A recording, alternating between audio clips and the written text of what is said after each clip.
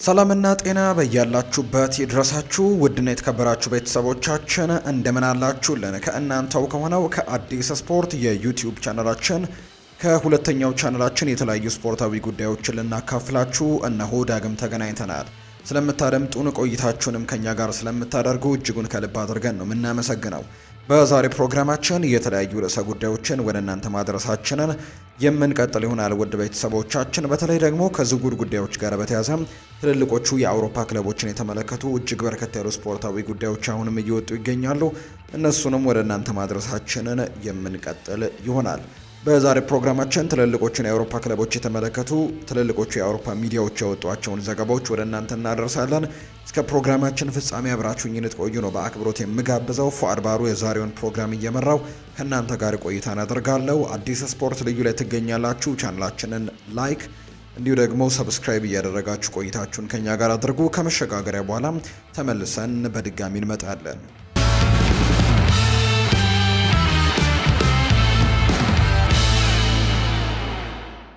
አርሰናልና ሊቨርፑል 50 ሚሊዮን ዩሮ የሚያወጣውን የክንፍ ተጫዋች ለማስፈረም ይፈልጋሉ። ተጫዋቹ በዚህ ክረምት ከሊዮን ለመውጣትም ክፍት እንደሆነ እየተገለጸ ነው። አርሰናልና ሊቨርፑል የሊዮን ድንቅ የክንፍ መስመር ተጫዋችን ማሊክ ፎፋናን በዚህ ክረምት ለማዛወርም ስለሚፈልጉ ክለቦቹ መካከል ናቸው። ሁኔታው እንግዲህ በቅርበት የተረዱት ምንጮች ፎፋና ሊዮንን ለቆ ለመውጣት ክፍት እንደሆነና ወደ 50 ሚሊዮን ዩሮ የመሸጫ ዋጋ ሊኖረው እንደሚችልም ለከቼንድ ኦፍ ሳይድ አሳውቀዋል። የ19 ዓመቱ ወጣት በፍሬንች ሊግ 1 ድንቅ ብቃትን ያሳየ ሲሆን ብቃቱ እንደ አርሰናልና ሊቨርፑል ያሉ ክለቦችንም ቀልብ የሳበ ሲሆን በሌሎች በፕሪሚየር ሊግና በሌሎች ሊጎችም ያሉ ክለቦችን ትኩረትም ስቧል። ፎፋና በአስተን ቪላ፣ ኒውካስል፣ ፓሪስ ሰን ዠርሜን እና ዩቬንቱስም ራዳር ላይ እንደሚገኝ የታወቀው። እስካሁን ድረስ ፎፋና ምንም አይነት ጥያቄዎች ያልመጡለትም፣ ነገር ግን ከበርካታ ክለቦች የተሰጡ አዎንታዊ ሪፖርቶችን ከተመለከቱ በኋላ ሊዮን ተጫዋቹን እንደሚያጡትም እየተማመኑ ነው። የፎፋና ብቃት በየጊዜው እየተሻሻለ ነው። በሜዳው መጨረሻ ሶስተኛው ክፍል ላይም በጉዳትና ወጥነት በሌለው መልኩም ከአስቸጋሪ የውድድር ዘመን በኋላ ሚኬል አርቴታ በበለጠ የማጥቃት ጥልቀትም ለመጨመር ፎፋናን ታርጌት ማድረጉ ነው የሚነገረው። ሊቨርፑል በበኩሉ ለፎፋና ጥሩ መዳረሻ ትርጉም ሊኖረው ይችላል። ምክንያቱም ቀያዮቹ በቅርብ ጊዜ ውስጥ በአጥቂዎቻቸው ላይ ለውጦችን ማድረግ ይፈልጋሉ። ሙሐመድ ሳላህ የኮንትራቱ ማብቂያ ላይ ነው። ዲየጎ ጆታ ለጉዳት የተጋለጠ ነው። ስለሆነ ምናልባት በአርኔ ስሎት ቡድን ውስጥም ለፎፋና ሚና ሊኖር እንደሚችል ጭምር ነው ዘገባዎች እያሰፈሩ አሁን ላይ የሚገኙት። አርሰናል ለክረምት የተጫዋቾች የዝውውር መስኮት እየተዘጋጀ ነው። በበርካታ ቦታዎች ማጠናከሪያዎችም ያስፈልጋቸዋል። በሚቀጥለው የውድድር ዘመን የፕሪሚየር ሊግ ዋንጫን ለማንሳት በማለም የክለቡ አጀንዳ ላይ ናቸው የተባሉት አጥቂዎችና መሀል ሜዳዎች ካሁኑ እየተነሱ እንደሚገኝ ነው እየተገለጸ የሚገኘው። አዲሱ የስፖርቲንግ ዳይሬክተር አንድሪያ ቤርታ የሚኬል አርቴታ ቡድንን ለማጠናከር ቁልፍ ኢላማዎችንም ለይቷል። የኒውካስል ዩናይትድ ብሩኖ ጉማሬሽ እና የሪያል ሶሴዳዱ ማርቲን ዙቤሜንዲ በመሀል ሜዳ በዋና እጩነትም ቀርበዋል ሲል ጋዜጠኛ ቤን ጃኮብስ ተናግሯል። ብሩኖ ጉማሬሽ ከሊዮን ከመጣ በኋላ ራሱን የኒውካስል ዩናይትድ ቁልፍ ተጫዋች አድርጎ አቋቁሟል። ብራዚላዊው ኢንተርናሽናል በሴንት ጄምስስ ፓርክ እስከ 2028ም ኮንትራት አለው። አሁን ባለው የገበያ ዋጋ 80 ሚሊዮን ዩሮ የሚያወጣም ሲሆን ኒውካስል ለቻምፒየንስ ሊግ ለማለፍ ካልቻለ 70 ሚሊዮን ፓውንድም ሊሸጥ የሚችልበት እድል እንዳለ እየተገለጸ ይገኛል። ማርቲን ዙቤሜንዲ በበኩሉ ለአርሰናል የረጅም ጊዜ ኢላማ ሆኖ የቆየ ተጫዋች ነው። ለአርቴታ ታክቲክም ደግሞ እንዲሁ ፍጹም ተደርጎ የሚወሰድ ተስማሚ ተደርጎ ይወሰዳል። ስፔናዊው አማካይ ከሪያል ሶሴዳድ ጋር እስከ 2027 የሚያቆይ ውል ሲኖረው የውል ማፍረሻውም 51 ሚሊዮን ፓውንድ ነው። ይህም ከብሩኖ ጉማሬሽ በመጠኑ የበለጠ ተመጣጣኝ አማራጭ ያደርገዋል። አርቴታ ዙቤሜንዲን በመጠበቅ ላይ ያተኮረ ቢሆንም አንድሪያ ቤርታ ግን ለብሩኖ ጉማሬሽ ቅድሚያ ሰጥቷል። ሌላው ቀርቶ አርሰናል በመጪው የዝውውር መስኮት ሁለቱንም አማካዮች ለማስፈረም ከፍተኛ ጥረት ሊያደርግ ይችላል የሚል ግምትም አለ። በጊቭ ሚ ስፖርት ማርኬት ላይ እንግዲህ ቤን ጃኮብስ ሲናገር ዙቤሜንዲ የኤዱ ጋስፐር ኢላማ ነበር፣ ነገር ግን አንድሪያ ቤርታ ብሩኖ ጉማሬሽን ሊያመጣው ይፈልጋል። እኔ የተረዳሁት አርሰናል ሁለቱን ዙቤሜንዲንና ጉማሬሽን እንዲሁም አሌክዛንደር ኢሳክን ወይም ደግሞ ቤንጃሚን ሸስኮን ለማስፈረም ሊሞክር እንደሚችል ነው። ሚኬል አርቴታ በቀጣይ ዓመት ዋንጫ እንዲያመጣ ጫና እየበዛበት ነው። አርሰናል አሁንም ከ2004 በኋላ የፕሪሚየር ሊጉን ዋንጫ ለማሸነፍ እየፈለገ ነው። በመሃል ሜዳ ላይ ጥልቀትን መጨመር ቡድኑ በሚቀጥለው የውድድር ዘመን በሁሉም ውድድሮች መወዳደር እንዲችልም ወሳኝ ነው። የቤን ጃኮብስ መረጃ የአርሰናል ደጋፊዎችን ያስደስታል። አዲሱ የስፖርቲንግ ዳይሬክተር የብሩኖ ጉማሬሽን እና አሌክዛንደር ኢሳክን እንዲሁ የዙቤሜንዲን ፊርማ ማሳካት ከቻሉ በደጋፊዎች ዘንድም በፍጥነት ተወዳጅነት ሊኖራቸው እንደሚችል ነው እየተገለጸ የሚገኘው። ቤን ጃኮብስ ማንቸስተር ዩናይትዶች እንዴት በዣን ፊሊፕ ማቴታ ላይ ፍላጎት እንዳደረባቸውና የቪቬልን የአምስት አጥቂዎች እጩ ዝርዝሮችን ይፋ አድርጓል። ክሪስቶፈር ቪቬል ዣን ፊሊፕ ማቴታን የማንቸስተር ዩናይትድ አድርጎ ኢላማ አድርጎ ሰይሞታል።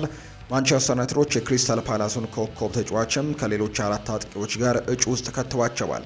ቲም ቶክ ክሪስታል ፓላስ ለሽያጭ የሚጠይቀውን ክፍያ ከከፈሉ ዩናይትዶች ተጫዋቹን ሊወስዱት ይችላሉ። ፈረንሳዊው ኢንተርናሽናል በዚህ ውድድር ዘመን ለክሪስታል ፓላስ ጥሩ ጊዜን እያሳለፈ ነው። እስካሁን በፕሪሚየር ሊጉ 12 ጎሎችንና 2 አሲስቶችን በማስመዝገብም የበርካታ ክለቦችንም ትኩረት የሳበ ተጫዋች ነው። ማቴታ ከክሪስታል ፓላስ ጋር እስከ 2027 ኮንትራት አለው። ይህም የለንደኑ ቡድን በድርድሩ በጠንካራ አቋም ላይ ያደርገዋል። ኦሊቨር ግላርሰን በተቻለ መጠንም ለረጅም ጊዜ እንዲቆይ ይፈልጋል። የማንቸስተር ዩናይትድ የክረምቱ ቅድሚያ የሚሰጠው አዲስ አጥቂ ማስፈረም ነው። እናም ደግሞ ቴክኒካል ዳይሬክተር ጄሰን ዊልኮክስ እና የዝውውር ቅጥር ዳይሬክተሩ ክሪስቶፈር ቪቬል የኢላማቸው ዝርዝርን ማዘጋጀት ጀምረዋል። ቪቬል እና ዊልኮክስ ተጫዋቾችን እየተመለከቱ ሲሆን አሁን ላይ በርካታ ስሞች አሉ። እናም ዣን ፊሊፕ ማቴታ ከነሱ አንደኛው ነው። ቲም ቶክ እንዳስነበበው ከሆነ ከቪክቶር ኦስሜን ከቪክተር ዮከርሽ እኩል በእጩነትም የተቀመጠ ተጫዋች አድርጎታል ዣን ፊሊፕ ማቴታን። ምንም እንኳን የሁለቱ ስምምነቶች በገንዘብ ረገድ አስቸጋሪ ቢሆንም ክለቡ ግን ከሁለቱ አንዱን ለማዘዋወር ምንም አይነት ዋስትና የለውም። ማንቸስተር ዩናይትድ ባለፈው ክረምት ከአርሰናል እና ቼልሲ ጋር ስሙ የተነሳውን ቤንጃሚን ሼስኮንም ኢላማ ሆኖ ይቆያል። የቼልሲ ቁልፍ ኢላማ የሆነው ሌላኛው ሊያም ዴላፕ በዚሁ እጩ ዝርዝር ውስጥም ነው። ቶተንሃም እና ኒውካስል ዩናይትድ ሊያም ዴላፕን እንደሚፈልጉት ነው የሚታወቀው። ክሪስታል ፓላስ ዣን ፊሊፕ ማቴታን ለመሸጥ ከ60 ሚሊዮን ፓውንድ በላይ ሊጠይቁ ይችላሉ። ዩናይትድ የሚመለከቷቸው አጥቂዎችም በፕሪሚየር ሊግ የተረጋገጡ ተጫዋቾችን ወይም ደግሞ ወዲያውኑ ወደ ሊጉ መልመድም የሚችሉ መሆን አለባቸው። ማቴታ ዩናይትድ የሚፈልገውን ነገር ማሟላት ይችላል። አንዳንድ ሪፖርቶች የ27 ዓመቱ ተጫዋች በዚህ ክረምት በ40 ሚሊዮን ፓውንድ ሊለቅ እንደሚችልም ይጠቁማሉ። ነገር ግን ቲም ቶክ የክሪስታል ፓላስ ፍላጎት 60 ሚሊዮን ፓውንድ በላይ እንደሆነ ግን እያስነበበ ነው የሚገኘው። ሪያል ማድሪድ በክረምት የማንቸስተር ዩናይትዱን አማካይ ማስፈረም ይፈልጋል። ሪያል ማድሪድ ወጣት ባለተሰጥኦዎችን በቡድን የማካተት ስልቱን የቀጠለ ሲሆን በማንቸስተር ዩናይትድ አማካይ ተጫዋች ኮቢ ማይኖ ላይ አይኑን አሳርፏል። ምንም እንኳን የአማካይ ክፍሉ በማረንጌው ቡድን ወዲያውኑ ቅድሚያ የሚሰጠው ባይሆንም የ19 ዓመቱ እንግሊዛዊ ተጫዋች አቅም ለወደፊቱ ግን ማራኪ ኢላማ ያደርገዋል ተብሎ ነው የሚታሰበው። የረጅም ጊዜ ቀጣይነቱ ገና ያልተረጋገጠው ማንቸስተር ዩናይትዶች የዚህን ተጫዋች ጉዳይ ተጫዋቹ ያለው የውል ሁኔታ ለሚመጡት ጥያቄዎችን መልስ ለመስጠት እድል ሊከፍት ይችላል። በቅርብ ዓመታት ውስጥ የማድሪዱ ክለብ እንደ ቪኒሲዮስ ጁኒየር፣ ሮድሪጎ፣ ፌዴሪኮ ቫልቬርዴ እና ኤድዋርዶ ካማቪንጋ ያሉ ወጣቶችን በማጎልበት በወጣት ተጫዋቾች ላይ የተሳካ ጊዜንም አብረው ማሳለፋቸው ይታወሳል። ኮቢ ማይኖ ወደዚህ አጓጊ ፕሮጀክት የመጨመር እድል ከቡድኑ የረጅም ጊዜ እድሳት ፕሮጀክት ጋርም ይጣጣማል። ምንም እንኳን ወጣቱ አማካይ በአሁኑ ሰዓት ጉዳት ላይ ቢሆንም ቀድሞውኑ ኮቢ ማይኖ ከማንቸስተር ዩናይትድ ጋር 60 ጨዋታዎችን በመጫወት በከፍተኛ ደረጃ ልምድን አግኝቷል።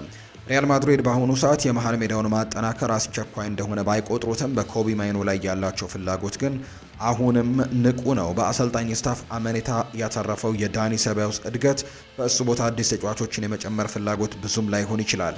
ሆኖም ግን ክለቡ አሁንም እድሎችን ለማግኘት ገበያውን እየተከታተለ እንደሚገኝ ነው የሚገለጸው። የሪያል ማድሪድ መልማዮች የእንግሊዛዊውን አማካይ ሁኔታ በቅርበት እየተከታተሉ ሲሆን በኮቢ ማይኖ ላይ ለሚደረጉ እንቅስቃሴዎችም ትኩረት ይሰጣሉ።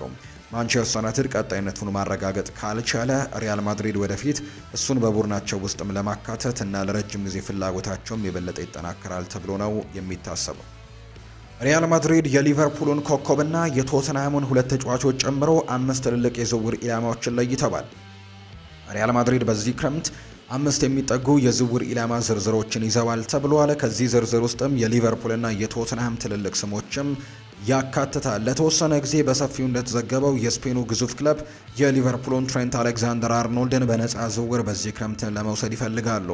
ነገር ግን ሌላው የሪያል ማድሪድ የቀይ መስመር ተከላካይ አማራጭም እንዲሁ የቶትናም ሆትስፐርስ ኮከብ ፔድሮ ፖሮ ሊሆን ይችላል ሲል ቲም ቶክ ዘግቧል። ሎስ ብላንኮቹ የመሃል ተከላካዮቹንም በክረምት ይፈልጋሉ። ሪፖርቱ በመቀጠልም በማድሪድ ራዳር ላይ ያለው ሌላኛው የቶትንሃም ተጫዋች ክሪስቲያን ሮሜሮ ሲሆን እሱም ወደ 60 ሚሊዮን ፓውንድም የሚጠጋ ዋጋ ሊኖረው ይችላል።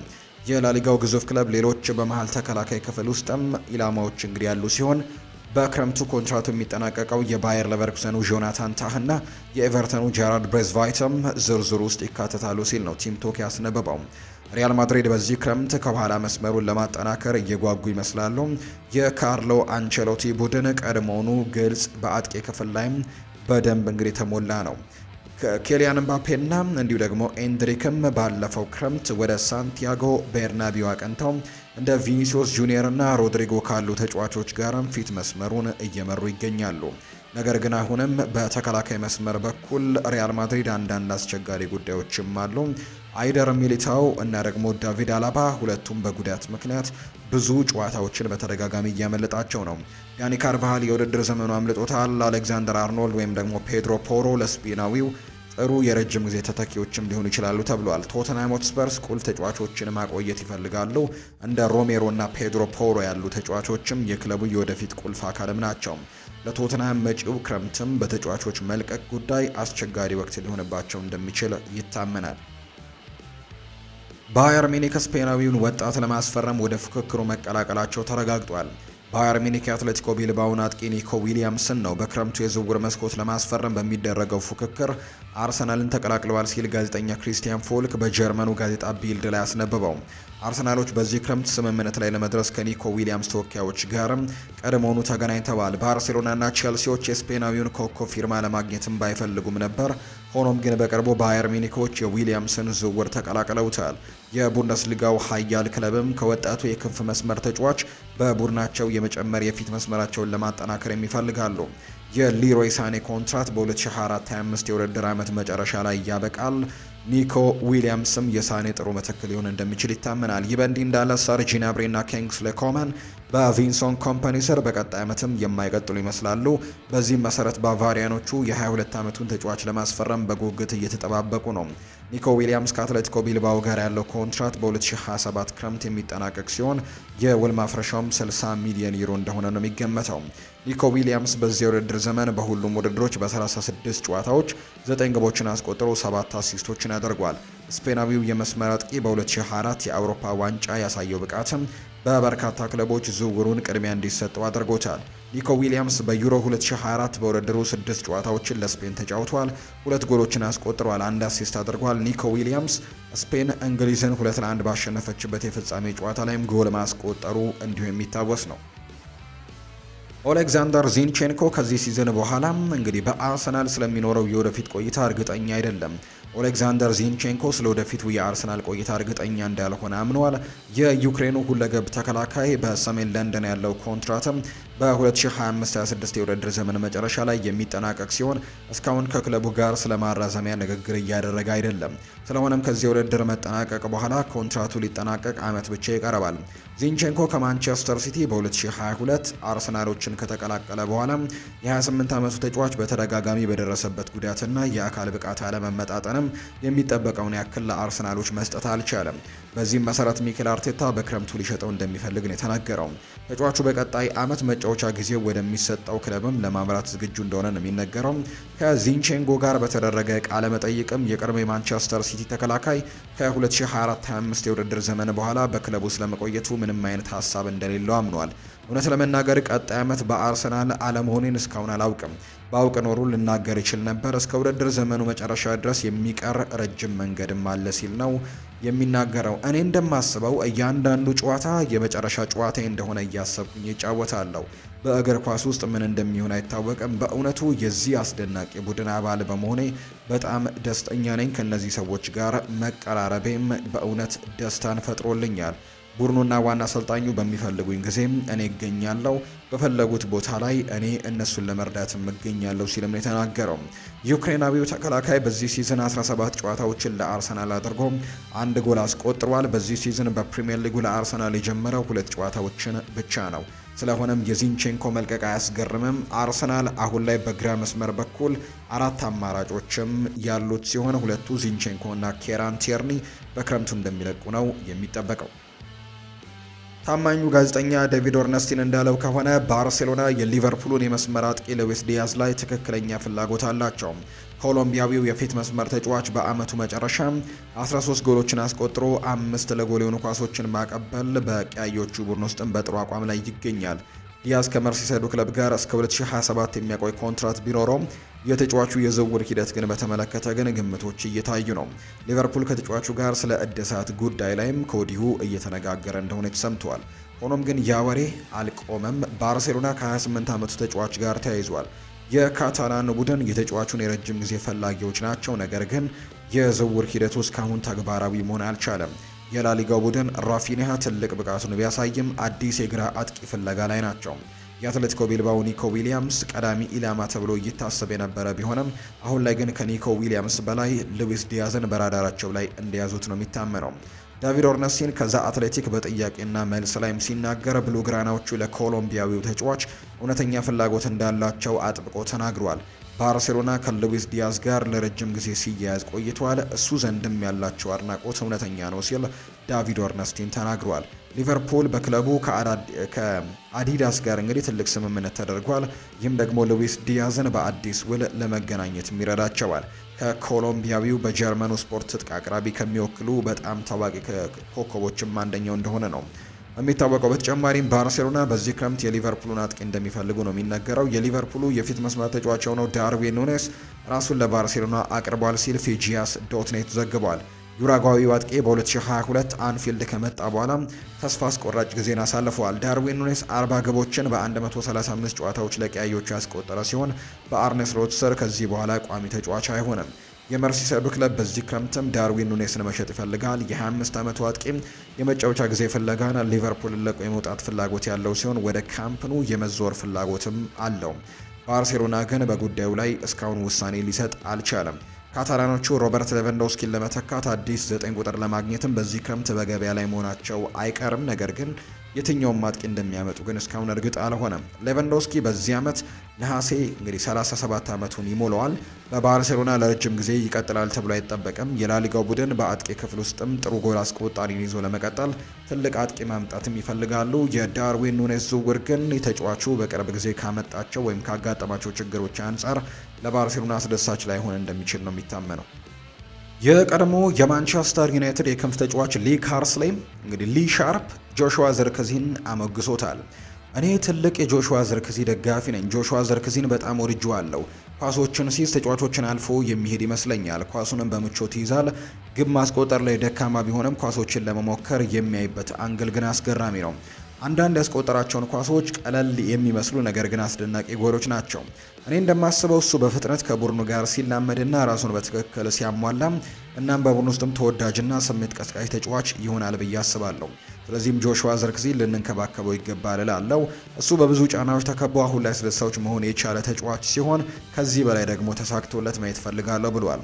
ጆሹዋ ዘርክዚ ተፈጥሯዊ አጥቂ ባይመስለኝም ነገር ግን ኳሱን ከሆይላንድ በተሻለ ሁኔታም ይይዛል። እናም ሰዎች ከሆይላንድ በተሻለ ሁኔታም ወደ ጨዋታው ይመጣል። በተፈጥሮ ጎል አዳኝ ወይም ደግሞ ጎል አስቆጣሪ አይመስለኝም። ነገር ግን አጨራረሱ አስደሳች ነው። 10 ቁጥር ሚናን ካገኘ በኋላ ምናልባትም ከ9 ቁጥር ሚና በተሻለ ለሱ ፍጹም የሚስማማ ቦታ ያገኘ ይመስለኛል።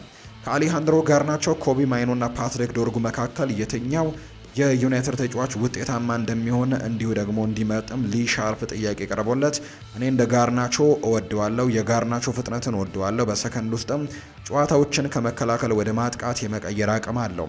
ነገር ግን አሁንም በጎል ፊት ለፊት ትንሽ ደካማ ይመስለኛል። ኮቢ ማይኖንም በጣም ወድጄዋለሁ።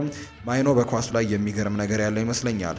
ዶርጉ የበለጠ እንግዲህ ሯጭ ነው ብዬ አስባለሁ። በግራ ክንፍ ጀርባ ጠንካራ፣ ፈጣን፣ በራስ መተማመን ስሜት ያለው ተጫዋች ነው። በክለቡ ለአመታት የቆየ ይመስላል። ማንቸስተር ዩናይትድም ለረጅም ጊዜ መጫወት ያለበት ይመስለኛል። ስለዚህ ዶርጉ የበለጠ ነገር የሚሰጥ ይመስለኛል ሲልም ነው የተናገረው ሊ ሻርፕ ሲናገር።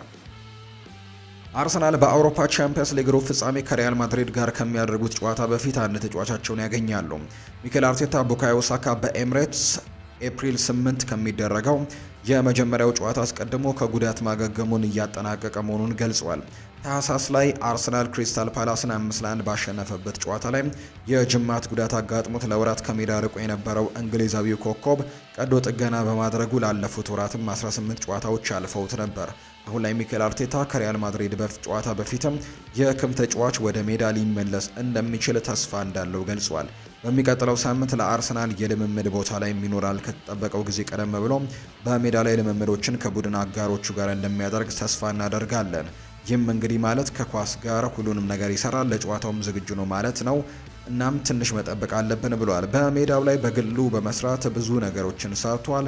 ቀጥሎም በዙሪያው ካሉ ተጫዋቾች ጋር የበለጠ ፉክክር ባለው የስልጠና ክፍለ ጊዜ ላይ እንዴት እንደሚሆን ማየት አለብን። የሳካ ወደ ጨዋታው ለመመለስ እየተቃረበ ነው እና ጥሩ እድገትም እያሳየ ነው። ብዙ ሰዎችም የሳካን መመለስ አጥብቀው ይፈልጋሉ። እኛም የተጫዋቹን ግልጋሎት ስለምናውቅ በቶሎ እንዲመለስ እንፈልጋለን ብሏል። የሳካ አለመኖር በዚህ የውድድር ዘመን በአርሰናል ምኞቶች ላይ ትልቅ ክፍተትን ፈጥሯል። ምክንያቱም በሻምፒዮንነት ውድድር ውስጥም መቆየት አልቻሉም። አርሰናሎች በፕሪሚየር ሊግ የደረጃ ሰንጠረዥ ከሊቨርፑል በ15 ነጥቦች ዝቅ ብለዋል። ነገር ግን በቻምፒየንስ ሊግ ሩብ ፍጻሜ ላይ ደርሰዋል። የመሀል አጥቂዎቻቸውን በዚህ ዓመትም የሚያገኙት አርሰናሎች የሳካን ወደ ሜዳ መመለስም ብዙ ነገር ይጨምርላቸዋል ተብሎ እንደሚጠበቅ ነው ዘገባዎች የሚያሳዩት። የብሬንትፈርድ አጥቂ ብራያን ኢምቤሞ የሊቨርፑል ኮከብ ተጫዋች ሞሐመድ ሳላህን አሞካሽቷል። ግብጻዊው የፊት መስመር ተጫዋች በዘንድሮው የውድድር ዘመን ጥሩ ዓመትን እያሳለፈ ነው። ልክ እንደ ሳላህ ብራያን ኢምቤሞ ብዙውን ጊዜ በቀይ መስመር ላይ ይጫወታል። ምንም እንኳን ብራያን ኢምቤሞ በቶማስ ፍራንክ ስር በ9 ቁጥር ሚና ላይ የሚጫወት ቢሆንም የካሜሩን ኢንተርናሽናል በብሬንትፈርድ ባደረገው ነገር በመላው አውሮፓ ከሚገኙ በርካታ ታላላቅ ክለቦችም ፍላጎትን ስቧል የተባለው። የሳላህ የሊቨርፑል ቆይታ በአየር ላይ ሲሆን ብራያን ኢምቤሞ በአንፊልድ የግብፁ ንጉስ ምትክም ተብሎ ይታሰባል። ብራያን ኢምቤሞ ሳላህ ልዩ የሚያደርገው ምንድነው ተብሎ ሲጠየቅም ሳላህ በኳሱ የፈለገውን ነገር ማድረግ እንደሚችል ተናግሯል። ይህም እሱን የማይገመትም አድርጎታል ነው እያለ የሚገኘው። ብራያን ኢምቤሞ ከሞሐመድ ሳላህ ጋር በተመሳሳይ እንግዲህ በሆነ ቦታ ላይ ትጫወታለህ፣ እሱ ካንተ በተሻለ የሚያደርገው ምንድነው ተብሎም በቲቢአር ፉትቦል በኩል ሲጠየቅም ምላሽ ሰጥቷል። ብራያን ኢምቤሞ ሲቀጥልም ሳላህ እየተረጋጋ ይመስለኛል። በአሁኑ ጊዜም እሱ በሚያደርገው ማንኛውም ነገር ሙሉ በሙሉ እየተለየ መሆኑን ሁሉም ሰው ያምናል። እሱ በሁሉም ነገር ማድረግ ይችላል። ተጫዋቾችን በቀላሉ የማለፍ የግብ ማስቆጠሮችን፣ የግብ ኳሶችን ጨርሶ መስጠትና በቀላሉ ግቦችን ማስቆጠር የሚችል ይመስለኛል። ሳላህ በጣም ያልተጠበቀ ነገር የሚያደርግ ተጫዋች ነው። ከሳላህ ልዩ ክብርና አድናቆትም አለኝ። እሱ በዓለም ላይ ካሉ በቦታው ዋና ተጫዋቾችም ነው ተብሎ ይታመናል። ብራያን ኢምቤሞ በዚህ የውድድር ዘመን ለብሬንትፈርድ በ28 የፕሪሚየር ሊግ ጨዋታዎችም 15 ጎሎችን አስቆጥሮ 4 አሲስቶችን አድርጓል። ብራያን ኢምቤሞ እንደ ሊቨርፑል፣ ማንቸስተር ዩናይትድ እና አርሰናል ካሉ ክለቦች ጋርም ስሙ ተገናኝቷል። በሌላ በኩል ሳላህ በዚህ የውድድር ዘመን ባደረጋቸው 42 ጨዋታዎች 32 ጎሎችንና 22 አሲስቶችን አድርጓል። የ32 ዓመት ተጫዋች በአንፊልድ ያለው ኮንትራቱ በክረምት የሚጠናቀቅ ሲሆን ከክለቡ ሊለቅ የሚችልበት እድልም ከጊዜ ወደ ጊዜ እየጨመረ የመጣ ይመስላል። በተጨማሪም የሊቨርፑል አሰልጣኝ አርኔ ስሎት ስለ ቨርጂል ቫን ዳይክ፣ መሐመድ ሳላህ እና ትሬንት አሌክዛንደር አርኖልድ ወደፊት እጣ ፈንታ ጥያቄ ቀርቦላቸዋል። የሶስቱ ተጫዋቾች ወደፊት እጣ ፈንታ በቅርብ ወራት ውስጥም በአየር ላይ ሊሆን ኮንትራታቸውን በክረምቱ ያበቃል። አርኔ ስሎት ከኒውካስል ዩናይትድ ጋር ከተደረገው የፍጻሜ ጨዋታ በፊት ነበር ይህንን ሀሳባቸውን እንደሰጡት። ሆላንዳዊው ስለ ሂደቱ እንደማያውቅ በግልጽ ተናግሯል። ነገር ግን በሚቀጥለው የውድድር ዘመን ቫን ዳይክ በክለቡ እንደሚፈልገው ነው የተናገረው። በሚቀጥለው የውድድር ዘመን ምን እንደሚፈጠር አላውቅም። የማውቀው ብቸኛ ነገር ቨርጂል ቫን ዳይክ በሚቀጥለው የውድድር ዘመን እዚህ እንዲሆን መፈለጌን ነው። ሌላ የምናገረው ነገር የለኝም ሲልም ነው አርኔ ስሎት እንዲሁ የተናገረው። ይህንንም በማስመልከት ምናልባት ትሬንት አሌክዛንደር አርኖልድንና ሞሐመድ ሳላህን ላይፈልግ ይችላል የሚሉ ዘገባዎች ደግሞ እየወጡ ይገኛሉ። አሁን ላይ ቶተንሃም የ28 ዓመቱን ኮከብ በክረምቱ ለመተካትም ዝግጅቱን ጀምሯል። ቶተንሃም ሆትስፐርሶች ይቪስ ቢሱማ ጋር ለመለየት እየተዘጋጀ ነው። የሰሜን ለንደኑ ክለብ ለቀጣዩ የውድድር ዘመን በፊትም ቡድናቸውን በማጠናከር ላይ ቢያተኮሩም ካሁን በኋላ የእቅዳቸው አስፈላጊ አካል ያልሆኑትን ጥቂት ተጫዋቾችን ለመልቀቅም ይፈልጋሉ። እንደ ሚኪ ብራውን ገለጻ ቶተንሃም ሆትስፐርስ በክረምት የዝውውር መስኮት ለይቪስ ቢሱማ ጥያቄዎችን ለመቀበል ዝግጁ ናቸው። ቢሱማ የአንጌ ፖስቴኮግሉ የረጅም ጊዜ እቅድ አካል አይደለም። እናም ደግሞ ክለቡ ቀድሞውኑ ጥሩ ምትክም መፈለግ ጀምሯል። ሚኪ ብራውን እንዳለው ኢቪስ ቢሱማ በፖስቴኮግሉ አጨዋወት ውስጥም እንደማይገባ ሀሳቡን አቅርቧል። ቶተንሃሞች በክረምቱ ትልቅ ደረጃ ያለው አማካይ ለማምጣት ይፈልጋሉ። እናም ለዚያ ፊርማ ደግሞ ቦታ ለመስጠት ቢሱማን መልቀቅም ይፈልገዋል። የቀድሞ ስካውት ለፉትቦል ኢንሳይደር ሲናገርም ቢሱማ ሁልጊዜም ጥሩ ተጫዋች እንደሆነ አስብ ነበር።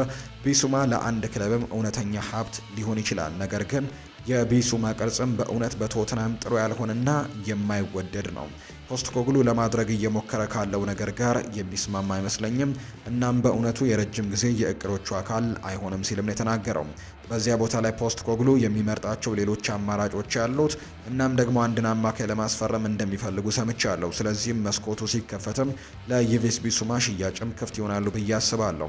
እናም ክለቡ ይለቃል። ቢሱማ በ2022 ክረምትም ከብራይተን ቶተንሃም ስፐርስን ሲቀላቀል ከዋና ዋናዎቹ አንዱ ተጫዋች ሊሆን ይችላል ብለው ተስፋ እያደረጉ ቢሆንም በቅርብ ዓመታት ውስጥም የሱ ደረጃዎች እየቀነሱ በመሆናቸው እርምጃውን በትክክል አልሰራም። ስለዚህም በመልቀቁ አያስገርምም ሲልም ነው የተናገረው። ይቪስ ቢሱማ የውድድር ዘመኑ መጨረሻ ላይ ውሉ 12 ወራት ብቻ ስለሚቀረውና ስለ እድሳት ምንም አይነት ነገሮች ስላልተደረጉ ክረምት ለቶተንሃም ሆትስፐርስ ዋጋ ለማግኘትም የመጨረሻው እድልን ይሰጣል። ቶተንሃሞች በ2026 በነፃ ሊያጡትም አይፈልጉም። በዚህም ምክንያት ጥያቄዎችን ለማዳመጥ ዝግጁ ናቸው ተብሎ ነው አሁን ላይ የሚታሰበው።